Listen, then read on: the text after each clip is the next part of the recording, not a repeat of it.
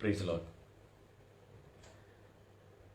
വേഗം വരുന്നവനെ യേശുക്രിസ്തുവിൻ്റെ നാമത്തിൽ ഏവർക്കും എളിയവൻ്റെ സ്നേഹവന്ദനങ്ങൾ. 2020 എന്ന വർഷം നമ്മളെ പിൻവിട്ട് 2021 നാം പ്രവേശിക്കുന്നതിന് ഇനി ഏതാനും മണിക്കൂറുകൾ മാത്രമേ ബാക്കിയുള്ളൂ. 2019 അവസാനിക്കുമ്പോൾ ഈ അവസാന ദിവസങ്ങളൊക്കെ പ്രവചനങ്ങളുടെ വലിയ ഘോഷമായിരുന്നു. കൊട്ടാരക്കരയിൽ പ്രവചനം, അടൂരിൽ പ്രവചനം, കോട്ടയത്ത് പ്രവചനം, ഇങ്ങനെ വിവിധ സെന്ററുകൾ കേന്ദ്രീകരിച്ച് പ്രവചനങ്ങളുടെ ഒരു വലിയ മേള തന്നെയായിരുന്നു 2019 അവസാന നിമിഷങ്ങൾ. 2020 എന്തോ ഇയർ ഓഫ് ഫ്ലറിഷിംഗ് ആണെന്നോ ഇയർ ഓഫ് ബ്ലെസ്സിങ് ആണെന്നോ ഇയർ ഓഫ് റെയിൻ ആണെന്നോ എന്തൊക്കെയോ വലിയ അവകാശവാദങ്ങളും മോഹന വാഗ്ദാനങ്ങളും ഒക്കെ നൽകി 2020 എന്തോ പുതിയൊരു പാക്കേജായി വിശ്വാസികളുടെ കയ്യിലേക്ക് ഏൽപ്പിക്കാൻ തയ്യാറായി ഒരുപാട് കള്ളപ്രവാചകന്മാർ അരങ്ങേറിയ ഒരു കാഴ്ച 2019 അവസാന നിമിഷങ്ങളിൽ നാം കണ്ടു. എന്നാൽ 2020 ലോകമാസകലം വലിയ പ്രതിസന്ധികളെ നേരിടേണ്ടി വന്നു. ദൈവമക്കളാകട്ടെ, ഞാൻ ഉദ്ദേശിച്ചത് വിവിധ സഭാ അംഗങ്ങളെയും കൂടിയാണ്. സഭയ്ക്ക് പുറത്തുള്ളവരും ഒക്കെ ഈ പ്രതിസന്ധികളെ തരണം ചെയ്യുന്നതിന് പ്രാർത്ഥനയോടെയും അല്ലാതെയും വിവിധ ഗവൺമെന്റുകൾ നൽകുന്ന നിർദ്ദേശങ്ങൾ പാലിച്ചുമൊക്കെ ചുവടുകൾ വെച്ചതും ഈവൻ ലോക്ക്ഡൗൺ പോലെയുള്ള കാര്യങ്ങളെ അംഗീകരിച്ചും അനുസരിച്ചും പരിജ്ഞാനത്തിന്റെ ചില അല്ലെങ്കിൽ തങ്ങൾക്ക് ലഭിച്ച അറിവുകളിൽ നിന്നുകൊണ്ടുള്ള നിലപാടുകൾ എടുത്ത് മുൻപോട്ട് പോയതെല്ലാം നാം കണ്ടതാണ്. ഞാൻ ഈ സന്ദേശത്തിന്റെ ഒരു തലക്കെട്ട് തയ്യാറാക്കുമ്പോൾ ഞാൻ അതിനകത്ത് എഴുതിയിരിക്കുന്നത് ദൂത് 2021 എന്നാണ്. അത് അങ്ങനെ എഴുതാനുണ്ടായ കാരണം ഒരു ബൈബിൾ പഠനമെന്നോ ദൈവവചന ചിന്തയെന്നോ സുവിശേഷമെന്നോ ഒക്കെ എഴുതി കഴിഞ്ഞാൽ ആളുകൾക്ക് തിരിഞ്ഞു നോക്കുവാൻ പോലും മനസ്സില്ല. വേദപുസ്തകത്തിൽ നിന്ന് ആളുകൾ നിർമ്മലമായ പഠനങ്ങളിൽ നിന്ന് അന്യപ്പെട്ടു പോകുന്ന വലിയൊരു വല്ലാത്ത ദുരിതം പിടിച്ച കാലഘട്ടത്തിലാണ് നാം ചെന്നു നിൽക്കുന്നത്. ഇതിന് കാരണക്കാർ വിവിധ സഭകളെ കേന്ദ്രീകരിച്ചുകൊണ്ടും സഭയ്ക്കകത്തും പുറത്തും നിന്നുകൊണ്ട് ദൈവജനത്തെ വഞ്ചിക്കുകയും പറ്റിക്കുകയും ചെയ്ത ഒരു സമൂഹം ന്യൂജൻ കള്ളപ്രവാചകന്മാരും ദുരുപദേശകരുമാണ്. ഈ ദുരുപദേശകർക്ക് കൂട്ടുപിടിച്ചുകൊണ്ട് വിവിധ സഭാ തലങ്ങളിലുള്ളവർ പോലും സപ്പോർട്ട് കൊടുത്തു നിന്ന കാഴ്ചകൾ പോലും നാം കണ്ടതാണ്. ഇവിടെയാണ് 2021 പ്രവേശിക്കാൻ മണിക്കൂറുകൾ മാത്രം ബാക്കിയുള്ളപ്പോൾ ഞാനൊരു സന്ദേശം നിങ്ങളുമായി പങ്കുവയ്ക്കാൻ ആഗ്രഹിക്കുന്നത്. ഈ സന്ദേശം നിങ്ങളുമായി ഷെയർ ചെയ്യാൻ എൻ്റെ ഹൃദയത്തിലുണ്ടായ താല്പര്യം മറ്റൊരു ഗ്രൂപ്പിൽ ഞാൻ സംസാരിക്കുമ്പോൾ അവിടെ ദൈവം നൽകിയ ഒരു ചിന്ത അത് കുറച്ചുകൂടെ വിപുലമായി എല്ലാവരെയും അറിയിക്കണം എന്നുള്ള ആഗ്രഹത്തിലാണ് ഇപ്പോൾ ഞാൻ സംസാരിക്കുന്നത്.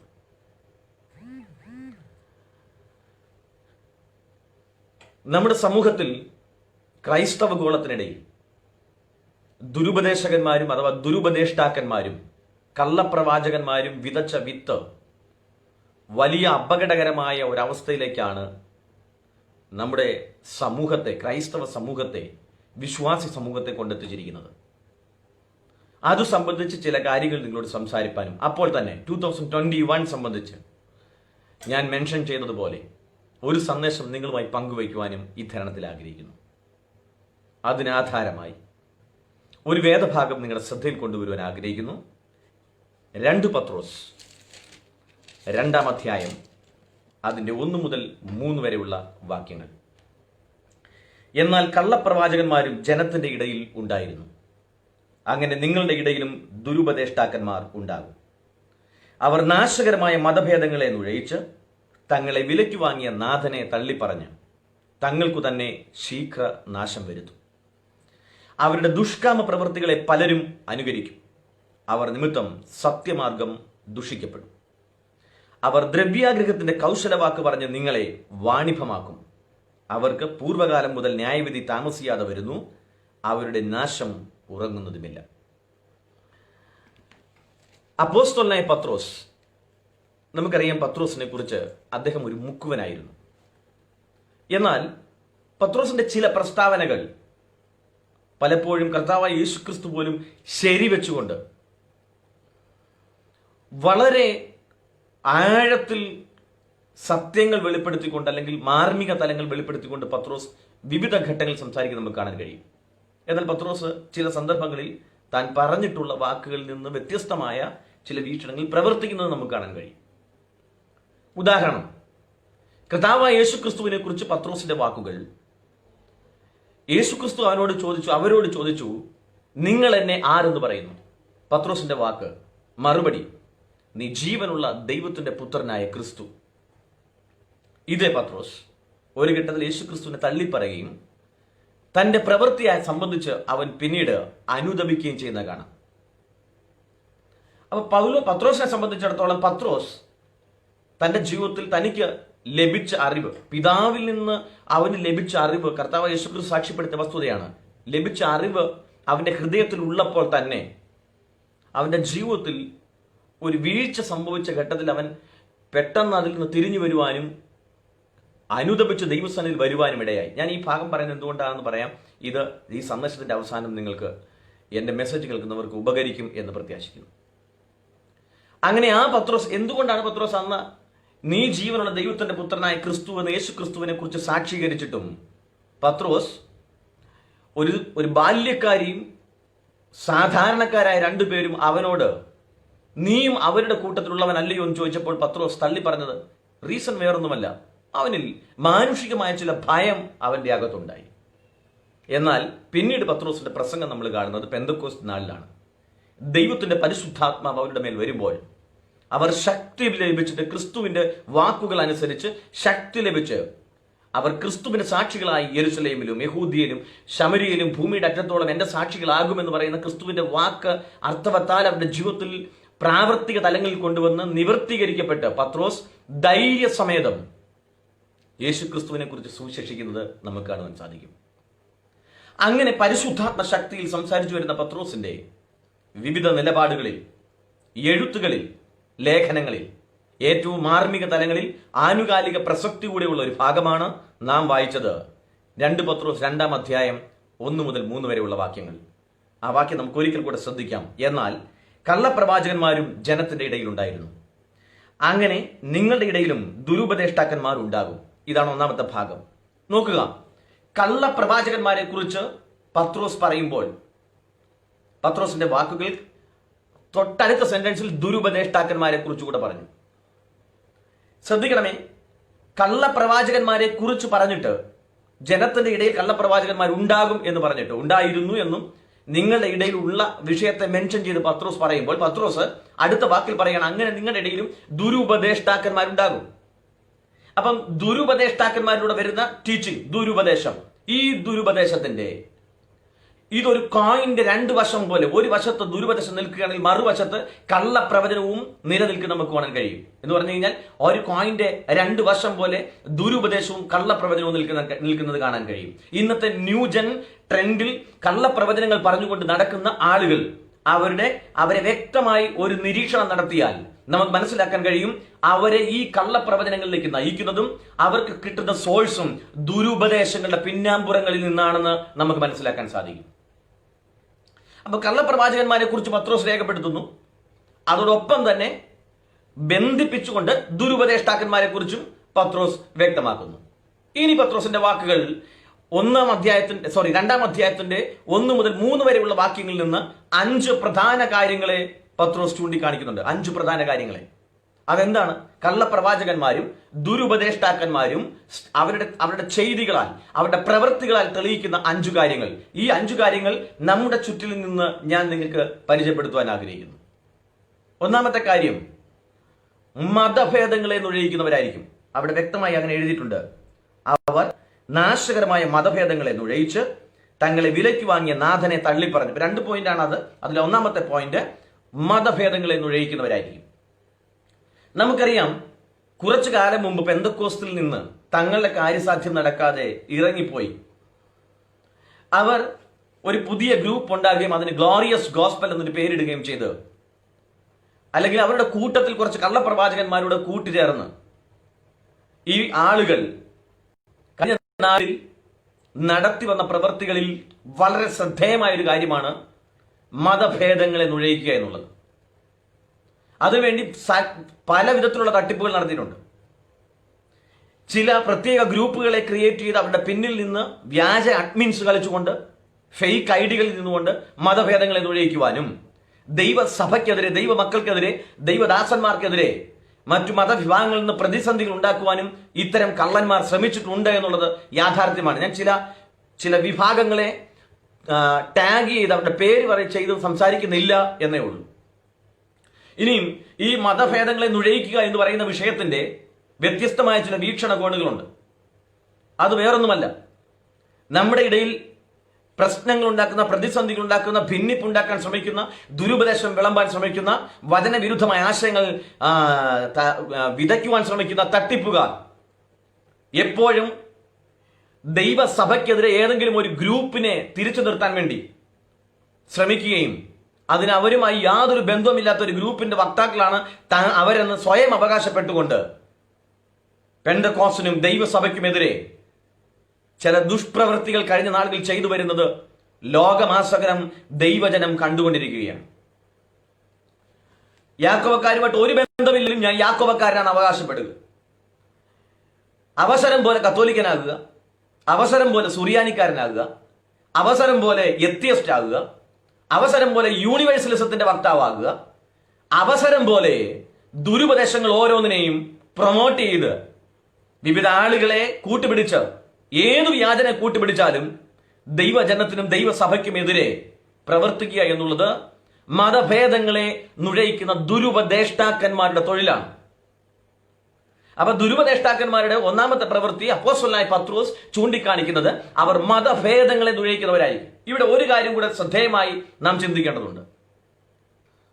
നിങ്ങൾക്കറിയാമോ, ഈ അടുത്ത കാലത്തുണ്ടായിട്ടുള്ള ആനുകാലിക പണ്ഡിതന്മാരിൽ ചിലർ ഏതെങ്കിലും ഒരു ഗ്രൂപ്പിനെ മുൻനിർത്തി ആ ഗ്രൂപ്പിന്റെ പിന്നിൽ നിന്നുകൊണ്ട് ഫേക്ക് ആയിട്ടുള്ള വാർത്തകൾ പ്രചരിപ്പിച്ചും ദൈവസഭയ്ക്കകത്തും ദൈവജനത്തിനിടയ്ക്കും ജാതിയും അതേപോലെ തന്നെ വർണ്ണവെറിയും അടക്കമുള്ള വിവിധ വിഷയങ്ങൾ കൊണ്ടുവന്നിട്ട് ചർച്ച ചെയ്ത് ദൈവസഭയ്ക്കകത്ത് ഭിന്നിപ്പുണ്ടാക്കി, അവിടെ ഒരു ഗ്രൂപ്പ് ഇവിടെ ഒരു ഗ്രൂപ്പ് എന്നുള്ള ഒരു ചിന്താഗതി ഉണ്ടാക്കി ദൈവസഭയ്ക്കകത്ത് ഭിന്നിപ്പുണ്ടാക്കാൻ ശ്രമിക്കുന്ന വ്യാജന്മാർ ഇന്ന് ദൈവസഭകൾക്കകത്ത് കടന്നുകൂടിയിട്ടുണ്ട്.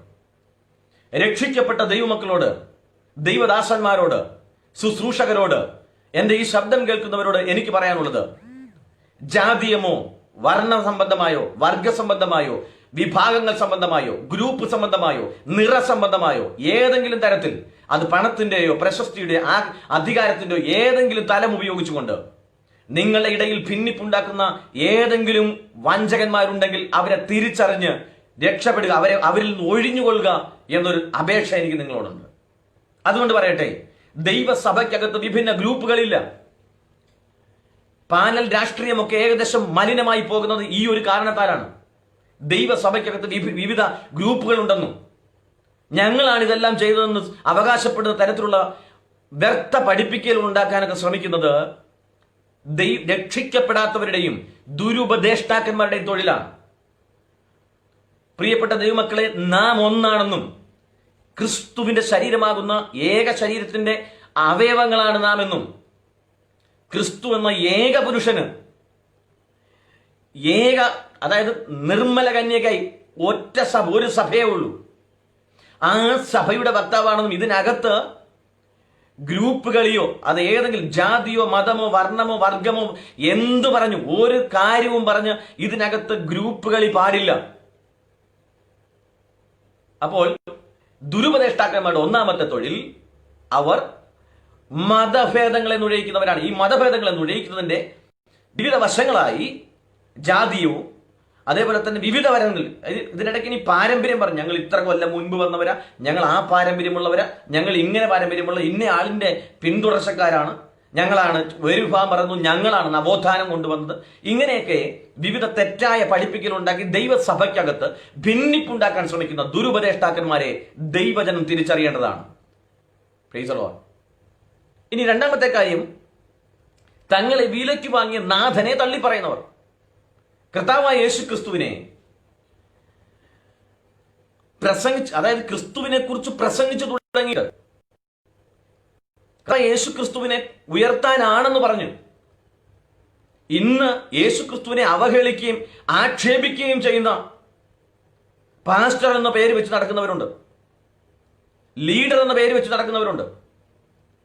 ഇവരുടെ യഥാർത്ഥ തൊഴിൽ, പത്രോസിന്റെ വാക്കുകളെ സസൂക്ഷ്മം പഠിക്കുകയാണെങ്കിൽ ഇവരുടെ യഥാർത്ഥ തൊഴിൽ, അവരെ വിളിക്കേണ്ട പേര് ദുരുപദേഷ്ടാക്കന്മാർ എന്ന് മാത്രമാണ്. തങ്ങളെ വിലയ്ക്ക് വാങ്ങിയ നാഥനെ തള്ളിപ്പറയുന്നവർ. ആത്മാർത്ഥമായി പറയട്ടെ, യേശുക്രിസ്തുവിന്റെ ദൈവത്വം സംബന്ധിച്ച് വരെ ആശങ്ക ഉണ്ടാക്കുന്ന തരത്തിലുള്ള പഠിപ്പിക്കൽ നടത്തിയ സ്വയം അപ്പോളജിസ്റ്റുകളാണെന്ന് അവകാശപ്പെടുന്ന ആളുകൾ നമുക്കിടയിൽ ഉണ്ടായിരുന്നത് ഈ കഴിഞ്ഞ കാലങ്ങളിൽ വെളിപ്പെട്ട് നമ്മൾ കണ്ടതാണല്ലോ.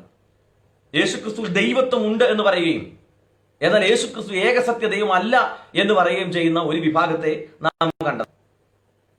അപ്പോൾ യേശുക്രിസ്തുവിനെ പോലും തള്ളിപ്പറയുന്നതിൽ, തങ്ങളെ വിലയ്ക്ക് വാങ്ങിയ നാഥനെ തള്ളിപ്പറയുന്നവർ കൂടെയാണ് ദുരുപദേഷ്ടാക്കന്മാർ എന്ന് മറക്കരുത്.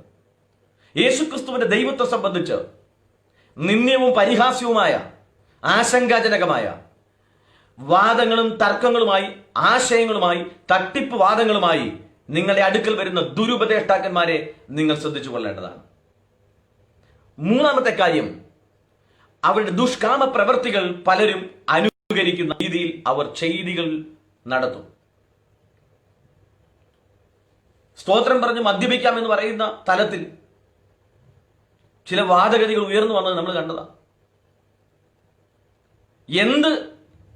ഒരു വശത്ത് ചില ആളുകൾ പറഞ്ഞത് എന്ത് പാപം ചെയ്താലും, എന്ത് കാണിച്ചാലും, വേദപുസ്തകം അരുതെന്ന് പറഞ്ഞ് എന്ത് കാണിച്ചാലും രക്ഷ നഷ്ടപ്പെടുകയില്ല എന്ന് പറയുന്ന ഒരു വിഭാഗത്തെയും നമ്മൾ കണ്ടതാണ്. അവരുടെ ദുഷ്കാമ പ്രവൃത്തികളെ, അവരുടെ സകലവിധമായ, അത് ലിസ്റ്റ് ചെയ്യാൻ പോവുകയാണെങ്കിൽ ഗലാത്യ ലേഖനം 5-ാം അധ്യായം വായിക്കുകയാണെങ്കിൽ നമുക്ക് ഒരുപാട് കാര്യങ്ങളെ അവിടെ ലിസ്റ്റ് ചെയ്ത് അപ്പോസ്തലനായ പൗലോസ് മെൻഷൻ ചെയ്യുന്നത്, പറയുന്നത് നമുക്ക് കാണുവാൻ സാധിക്കും. ഇപ്പം ഇവരുടെ നമ്മൾ 3 പോയിന്റാണ് ഇപ്പൊ ചിന്തിച്ചത്. ഒന്ന്, അവർ മതഭേദങ്ങളെ നുഴയിക്കുന്നവർ. 2, അവർ വിലയ്ക്ക് വാങ്ങി, അവരെ വിലയ്ക്ക് വാങ്ങിയ നാഥനെ പോലും തള്ളിപ്പറയുന്നവർ. അടുത്തത്, അവരുടെ ദുഷ്കാമ പ്രവൃത്തികൾ മറ്റുള്ളവർ അനുകരിക്കും വിധം അവരെ തെറ്റിച്ചു കളയുന്നവർ. 4-ാമത്തെ കാര്യം, അവർ നിമിത്തം സത്യമാർഗം ദുഷിക്കപ്പെടും. കുറച്ചു കാലങ്ങൾക്ക് മുൻപ് ഇസ്രായേലിൽ കടന്നുപോയ ഒരു സഹോദരി ഇസ്രായേലിലെ കുറച്ച് കല്ലും മണ്ണും മരത്തിന്റെ കുറ്റിയും ഇലയും കമ്പും അവിടെ ഇവിടെയുള്ള കുറച്ച് ബിൽഡിങ്ങും ചൂണ്ടിക്കാണിച്ചുകൊണ്ട് കുറച്ച് വ്യൂവേഴ്സിനെ ക്രിയേറ്റ് ചെയ്യുകയും ഒടുവിൽ അവർ വന്ന് ഒറ്റയാൻ വാദം, വണ്ണസ് ടീച്ചിങ് പോലെയുള്ള ദുരുപദേശം, കൊടിയ ദുരുപദേശം ആളുകൾക്കിടയിൽ പ്രചരിപ്പിക്കാൻ ശ്രമിച്ചു. അവരെ തട്ടിപ്പുകളെ ചില ആളുകളെങ്കിലും വന്ന് ഈ സ്ത്രീ പറയുന്നത് വചനവിരുദ്ധമായ കാര്യങ്ങളാണ് എന്ന് പറഞ്ഞപ്പോൾ പിന്നെ അവരുടെ ലക്ഷ്യം പാസ്റ്റേഴ്സിനെ അനാവശ്യം പറയുക, അന്യഭാഷയെ പരിഹസിക്കുക, മറ്റ് വിവിധമായ സഭാസംബന്ധമായ വിഷയങ്ങളെ നിഷേധിക്കുക, കളിയാക്കുക, പരിഹസിക്കുക. ഇത് മാത്രമായി അവരുടെ തൊഴിൽ. അവരുടെ ഒറ്റ ലക്ഷ്യമേ ഉള്ളൂ, സത്യമാർഗത്തെ അവരും ദുഷിക്കുക, അവർ മുഖാന്തരം മറ്റുള്ളവരും ദുഷിക്കുക. ഇതാണ് ഇപ്പോൾ അവരുടെ ലക്ഷ്യം. അപ്പൊ ദുരുപദേഷ്ടാക്കന്മാരുടെയും കള്ളപ്രവാചകന്മാരുടെ കൂട്ടുപിടിക്കുന്ന ആളുകളുടെയും തൊഴിൽ എന്ന് പറഞ്ഞ ഇതാണ്. വേറൊരു സഹോദരി വെളിപ്പാട് പുസ്തകത്തിന്റെ പഠനമാണെന്ന് പറഞ്ഞുകൊണ്ട് മുടിയൊക്കെ വികൃതമായ രീതിയിൽ അഴിച്ചിട്ട്, രാജാക്കന്മാരുടെ പുസ്തകത്തിൽ നാം വായിക്കുന്നത് പോലെ ഈ യേഹുവിനെ കണ്ടു നിൽക്കുന്ന ഇസബേലിയ സ്ത്രീയെ പോലെ വല്ലാത്ത രീതിയിൽ കണ്ണെഴുതി, വല്ലാത്ത രീതിയിൽ മേക്കപ്പ് ഒക്കെ ചെയ്ത്, ദൈവവചനവുമായി യാതൊരു ബന്ധവുമില്ലാത്ത തട്ടിപ്പുകളെ ദൈവവചനമാണെന്ന് പറഞ്ഞ രീതിയിൽ, വെളിപ്പാട് പുസ്തകത്തിന്റെ പഠനമാണെന്ന രീതിയിൽ അവതരിപ്പിക്കുന്ന ഒരു മലിനപ്പെട്ട വേറൊരു അവതാരം. ഇവരുടെ എല്ലാം ലക്ഷ്യം സത്യമാർഗം ദുഷിക്കുക എന്നുള്ളതാണ്. ഇനി അടുത്തത് ദ്രവ്യാഗ്രഹത്തിന്റെ കൗശലവാക്ക് പറയുന്നവർ. ഇത് വളരെ ശ്രദ്ധിക്കേണ്ട കാര്യമാണ്. 2019 അവസാനം 2020 ഇയർ ഓഫ് ഫ്ലറിഷിംഗ് ആണെന്നും ഇയർ ഓഫ് ബ്ലെസ്സിംഗ് ആണെന്നും ഇത് വലിയ നിങ്ങൾക്കൊരു പാക്കേജ് ലഭ്യമാണെന്നൊക്കെ പറഞ്ഞുകൊണ്ട് അവതരിപ്പിച്ച ഒരുപാട് പ്രവാചകന്മാർ നമ്മൾ കണ്ടതല്ലേ? എന്തായിരുന്നു അവരുടെ ലക്ഷ്യം? കോട്ടും സൂട്ടും വലിയ സ്റ്റേജിൽ വന്നു വലിയ ലൈറ്റ്സും സംവിധാനവും മൈക്കും അറേഞ്ച്മെന്റ്സും കയറും വലിയ ബഹളമൊക്കെ ക്രിയേറ്റ് ചെയ്തുകൊണ്ട് ഇവരെന്താണ് സ്ഥാപിക്കാൻ ശ്രമിച്ചത്? അവർക്ക് ഒറ്റ കാര്യമേ ഉള്ളൂ, അവരുടെ ബാങ്ക് ബാലൻസ്, അവരുടെ പോക്കറ്റുകൾ നിറയ്ക്കുക, അവരുടെ വീടുകൾ വലുതാക്കുക, തട്ടിട്ട വീടുകൾ മണിമാണികൾ പണിയുക, അവരുടെ കാറുകൾ അപ്ഡേറ്റ് ചെയ്യുക, അവരുടെ വസ്ത്രധാരണവും അവരുടെ ആഹാര രീതിയും കൊണ്ട് അവർ ഈ ലോകത്തിൽ പുഷ്ടി വെച്ചും കൊഴുത്തും നടന്ന് ദൈവജനത്തെ വഞ്ചിച്ച് ചോര ഊറ്റി കുടിക്കുന്ന കുറുക്കന്മാരെ പോലെ, കള്ളന്മാരെ പോലെ അവർ ജനത്തെ വഞ്ചിക്കുകയായിരുന്നു. ആത്മാർത്ഥമായി പറയട്ടെ സഹോദരങ്ങളെ, 2021 ചിലർ ന്യായീകരണം കൊണ്ട് വന്നപ്പോൾ അതിനുള്ള മറുപടിയാണ് പറയുന്നത്. 2021 ഇനി ഇതുപോലെ തന്നെ എന്തൊക്കെ വലിയ അനുഗ്രഹമൊക്കെ മാൻപേടക്കാരാണെന്നൊക്കെ പറഞ്ഞുകൊണ്ട് ഒരു സഹോദരൻ ഒരു പ്രവചനവുമായിട്ട് വന്നു. ഞാൻ അതിന്റെ പേര് പോലും പരാമർശിക്കുന്നില്ല. ദൈവം നിങ്ങളുടെ ജഡത്തെ കൊഴിപ്പിക്കുന്ന, നിങ്ങളുടെ ശരീരത്തെ പുഷ്ടി പിടിപ്പിച്ച് നിങ്ങളുടെ കണ്ണിനിമ്പമുള്ളതും കാതിനിമ്പമുള്ളതും നിങ്ങളുടെ ശരീരത്തിനിമ്പമുള്ളതും നിങ്ങളെ ജഡത്തെ പുഷ്ടിപ്പെടുത്തുന്ന പ്രവചനവുമായി ഒരാൾ വരികയും നിങ്ങളുടെ ആത്മമനുഷ്യന് വേണ്ടുന്ന യാതൊരു വസ്തുതകൾ പറയാതിരിക്കുകയും നിങ്ങളുടെ ആത്മമനുഷ്യനെയും ആത്മിക കാഴ്ചപ്പാടിനെയും കെടുത്തിക്കളയുന്ന തട്ടിപ്പുമായി ഒരുവൻ നിങ്ങളുടെ അടുത്ത് വരുന്നുണ്ടെങ്കിൽ അവൻ കള്ളപ്രവാചകനും ദുരുപദേഷ്ടാവുമാണ്. ഇത്തരം വഞ്ചകന്മാരെ നിങ്ങൾ സൂക്ഷിക്കേണ്ടതാണ്. ഇത് എന്റെ വാക്കുകളല്ല, പത്രോസ് പറയുന്ന വാക്കുകളാണ്. ജനത്തിനിടയിൽ കള്ളപ്രവാചകന്മാരുണ്ടായിരുന്നു, അങ്ങനെ നിങ്ങളുടെ ഇടയിലും ദുരുപദേഷ്ടാക്കന്മാരുണ്ടാകും. അവർ മതഭേദങ്ങളെ നുഴയിക്കും, അവർ തങ്ങളെ വിലയ്ക്ക് വാങ്ങിയ നാഥനെ തള്ളി പറയും, അവർ അവരുടെ ദുഷ്കാമ പ്രവൃത്തികളെ മറ്റുള്ളവരിലേക്ക് അടിച്ചേൽപ്പിക്കും, അവർ ദ്രവ്യാഗ്രഹത്തിന്റെ കൗശല വാക്ക് പറഞ്ഞ് നിങ്ങളെ വഞ്ചിക്കും. അപ്പൊ ഇവർ കൊടിയ വഞ്ചകന്മാരും, ഇവരെ ഒറ്റ വാക്കിൽ പറഞ്ഞു കഴിഞ്ഞാൽ ദൈവജനത്തെ ആടുകളെ തിന്നുകളവാൻ വരുന്ന ചെന്നായ്ക്കളും അവരുടെ ചോര ഊറ്റി കുടിക്കാൻ ആഗ്രഹിക്കുന്ന കുറുക്കന്മാരുമാണ്. ദ്രവ്യാഗ്രഹത്തിന്റെ കൗശല വാക്ക് പറഞ്ഞ് തങ്ങളുടെ പോക്കറ്റും തങ്ങളുടെ ബാങ്ക് ബാലൻസും തങ്ങളുടെ വീടും തങ്ങളുടെ വാഹനവും തങ്ങളുടെ മക്കളും തങ്ങളുടെ പ്രസ്ഥാനവും മാത്രം സ്ഥാപിക്കാനും അത് പുഷ്ടിപ്പെടുത്താൻ നടക്കുന്ന കള്ളപ്രവാചകന്മാരെ തിരിച്ചറിയണം. ഒരിക്കൽ കൂടെ എന്നെ കേൾക്കുന്ന വാത്സല്യ സഹോദരങ്ങളോട് പറയട്ടെ, ഒരുപാട് സുവിശേഷകന്മാർ അനവധി ഇടങ്ങളിൽ, നോർത്ത് ഇന്ത്യയിലും അല്ലാത്ത കേരളത്തിൽ തന്നെ പല സ്ഥലങ്ങളിലും ഒരു നേരം നല്ല ആഹാരം കഴിക്കാനില്ലാഞ്ഞിട്ടും തങ്ങളുടെ ദർശനവും വിഷനും വിടാതെ തങ്ങളുടെ കുഞ്ഞുങ്ങളുടെ ഭാവി എന്താകുമെന്ന് ഓർത്ത് അവർ ദൈവസന്നിധി പ്രാർത്ഥിക്കുന്നതല്ലാതെ യാതൊരുവിധ കുതന്ത്രത്തിനും ശ്രമിക്കാതെ ആത്മാർത്ഥമായി കർത്താവിന്റെ വേല ചെയ്യുന്ന സുവിശേഷകന്മാരുണ്ട്. അവർക്ക് കൂടി അപമാനം വരുത്തുന്ന രീതിയാണ് സൂട്ടും കോട്ടും അണിഞ്ഞ് വിലയേറിയ air condition to air condition കറങ്ങി നടന്നുകൊണ്ട് കള്ളപ്രവചനവും സ്റ്റേജ് ഷോയുമായി നടന്ന് ജനത്തെ വഞ്ചിക്കുന്ന തട്ടിപ്പുകാർ കാണിക്കുന്ന പ്രവൃത്തികൾ.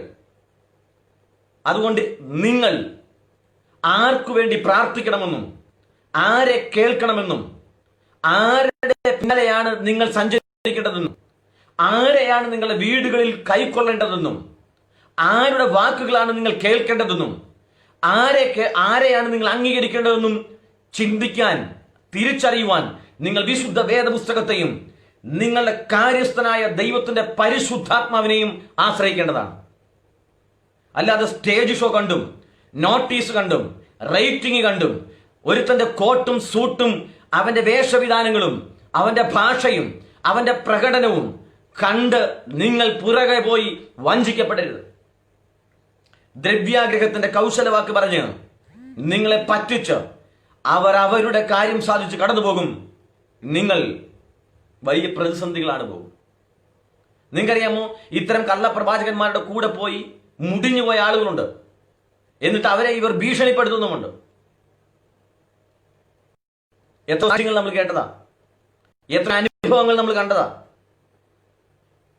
ഇവര് വാഹനത്തിന്റെ നമ്പർ പറഞ്ഞും വീടിന്റെ ആദ്യാക്ഷരം പറഞ്ഞും പറമ്പിന്റെ മൂലയ്ക്ക് നിൽക്കുന്ന മാവിന്റെ ഇല പറഞ്ഞും ഇങ്ങനെ വഞ്ചിക്കുന്ന ഈ തട്ടിപ്പിന് ദൈവജനം ഇരയായി പോകരുത്. ദൈവമക്കൾ തെറ്റിപ്പോകരുത്. ഇത്തരം ആളുകളെ തിരിച്ചറിയുന്ന അപ്പോസ്തലനായ പത്രോസ് ചൂണ്ടിക്കാണിക്കുന്ന 2 ഉദാഹരണങ്ങൾ ഈ അധ്യായത്തിലുണ്ട്. 2 പത്രോസ് 2-ാം അധ്യായത്തിൽ 2 ഉദാഹരണങ്ങളുണ്ട്. ഇത്തരം കള്ളപ്രവാചകന്മാരെ, ഇത്തരം ദുരുപദേഷ്ടാക്കന്മാരെ തിരിച്ചറിയുന്നതിന് അപ്പോസ്തലനായ പത്രോസ് ചൂണ്ടിക്കാണിക്കുന്ന 2 ഉദാഹരണങ്ങൾ. 2-ാമത്തെ വാക്യത്തിൽ നാം ഇപ്രകാരം വായിക്കുന്നു: അവർ വെള്ളമില്ലാത്ത കിണറുകളും കൊടും കാറ്റുകൊണ്ടോടുന്ന മഞ്ഞു മേഘങ്ങളുമാകുന്നു. അവർക്ക് കൂരിരുട്ട് സംഗ്രഹിച്ചിരിക്കുന്നു. എന്താ കിണറിന്റെ പ്രത്യേകത? ദുരുപദേഷ്ടാക്കന്മാരെ കുറിച്ച്, കള്ളപ്രവാചകന്മാരെ കുറിച്ച് വേദപുസ്തകത്തിൽ രേഖപ്പെടുത്തിയിരിക്കുന്ന 2 ഉദാഹരണങ്ങളിൽ ഒന്ന് പറയുകയാണ്, അവർ വെള്ളമില്ലാത്ത കിണറുകൾ എന്ന് പറഞ്ഞാൽ പൊട്ടക്കിണർ. എന്താണ് ഒരു കിണറിന്റെ പർപ്പസ്? അതിൽ നിന്ന് വെള്ളം ലഭിക്കണം. എന്തിനാണ് വെള്ളം? നമ്മുടെ ജീവൻ പിടിച്ചു നിൽക്കുന്നതിന്, നിത്യവൃത്തിക്ക് ഇത് അനിവാര്യമാണ്. നമ്മുടെ ദാഹം മാറുന്നതിന്, കുളിച്ച ശുചിയായിരിക്കുന്നതിന്, ആഹാരം പാകം ചെയ്യുന്നതിന്, മറ്റുള്ളവരുടെ ദാഹം മാറ്റുന്നതിനും, നമുക്ക് വൃത്തിയായി നടക്കുന്നതിനും കഴുകുന്നതിനും ഒക്കെയാണ് വെള്ളം ആവശ്യമുള്ളത്. പക്ഷെ കള്ളപ്രവാചകന്മാരെ കുറിച്ചും ദുരുപദേഷ്ടാക്കന്മാരെ കുറിച്ചും പത്രോസ് പറയുകയാണ്, അവർ വെള്ളമില്ലാത്ത കിണറുകളാണ് എന്ന് പറഞ്ഞാൽ പൊട്ടക്കിണറുകളാണ്. നിങ്ങൾ ഒരു കാരണത്താലും നിങ്ങളുടെ ദാഹം മാറുമെന്ന് കരുതിയോ, നിങ്ങൾക്ക് വൃത്തിയാകാമെന്ന് കരുതിയോ, മറ്റുള്ളവർക്ക് ഒരു ഗ്ലാസ് വെള്ളം കൊടുക്കാൻ പറ്റുന്ന രീതിയിൽ നിങ്ങൾക്ക് ഉയരാമെന്ന് കരുതിയോ, ഈ പൊട്ട കിണറുകളുടെ പിന്നാലെ, ഈ ന്യൂജൻ കള്ളപ്രവാചകന്മാരുടെ പിന്നാലെ ദൈവജനം തെറ്റിപ്പോകരുത്.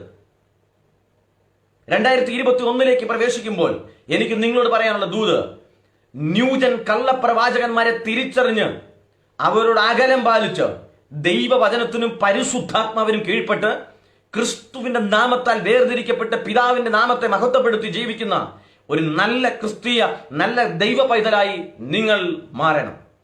അതിനൊരു ഉറച്ച തീരുമാനം എടുക്കുവാൻ നിങ്ങൾ കഴിയണം. കള്ളപ്രവാചകന്മാരുടെയും സ്റ്റേജ് ഷോ നടത്തുന്ന തട്ടിപ്പുകളുടെയും പ്രസംഗം ബഹിഷ്കരിക്കണം, കേൾക്കില്ല എന്ന് വെക്കണം. ടിവിയിലാകട്ടെ, വിവിധ മീഡിയകളിലാകട്ടെ, ഇവർ നടത്തുന്ന എവിടെയായിരുന്നു ഈ വ്യാജ രോഗ സൗഖ്യ തട്ടിപ്പുകളുമായി നടന്ന കള്ളപ്രവാചകന്മാർ കൊറോണ വന്നപ്പോൾ എവിടെയായിരുന്നു? ഓരോ എണ്ണത്തിനെയും പുറത്ത് കണ്ടിട്ടില്ല.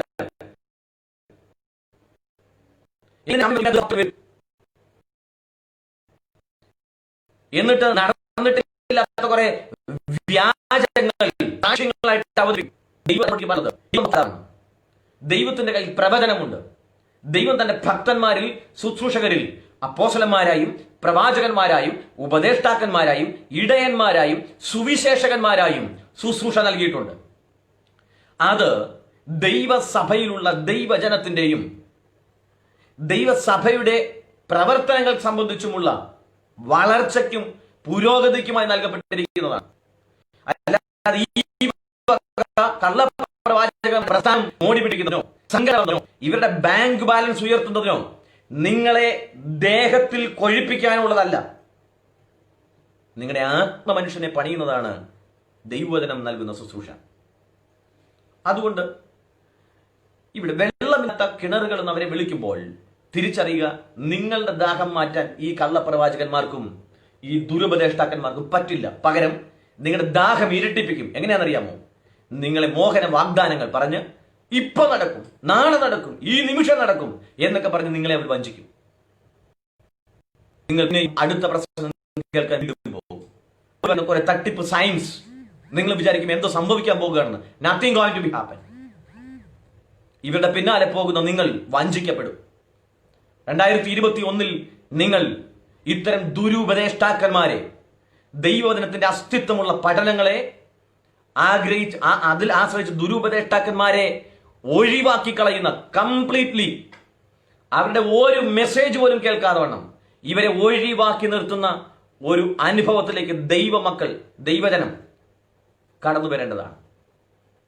മീഡിയകളിലൂടെ ഒന്നും അവർ നിങ്ങളെ വഞ്ചിക്കാൻ ഇടയാകരുത്. രണ്ടാമത് ഇവരെ കുറിച്ച് പറയുന്നത്, അവർ കൊടും കാറ്റുകൊണ്ട് ഓടുന്ന മഞ്ഞുമേഘങ്ങൾ. ഇത് മഴയായി നിങ്ങളുടെ ജീവിതത്തിൽ പെയ്യാൻ ഒരു സാധ്യതയുമില്ല. കാരണം എന്താണെന്നറിയാമോ? ഇതിന്റെ കൺട്രോൾ കൊടും കാറ്റില്ല. ഇതിനൊരു സ്ഥായി ഇടത്ത് നിൽക്കാൻ കഴിയില്ല, സ്ഥിരതയില്ല. അത് തന്നെ പ്രശ്ന കലുഷിതമായിട്ടാണ് ഓടുന്നത്. അതിന് നിങ്ങളുടെ പ്രശ്നം തീർക്കാൻ കഴിയത്തില്ല. കൊടും കാറ്റ് കൊണ്ട് ഓടുന്ന മഞ്ഞുമേഘത്തിന് എങ്ങനെ നിങ്ങളുടെ ജീവിതത്തിൽ ശാന്തത കൊണ്ടുവരുവാൻ കഴിയും? കൊടും കാറ്റ് കൊണ്ടുവിടുന്ന മഞ്ഞുമേഘത്തിന് എങ്ങനെ നിങ്ങളുടെ ജീവിതത്തിൽ അനുഗ്രഹം കൊണ്ടുവരുവാൻ കഴിയും? കൊടും കാറ്റ് കൊണ്ട് ഓടുന്ന മഞ്ഞുമേഘത്തിൽ നിന്ന് ഏതെങ്കിലും നിലത്തിന് പുഷ്ടിയൊക്കെ എന്നത് എന്തെങ്കിലും ലഭിക്കുമോ?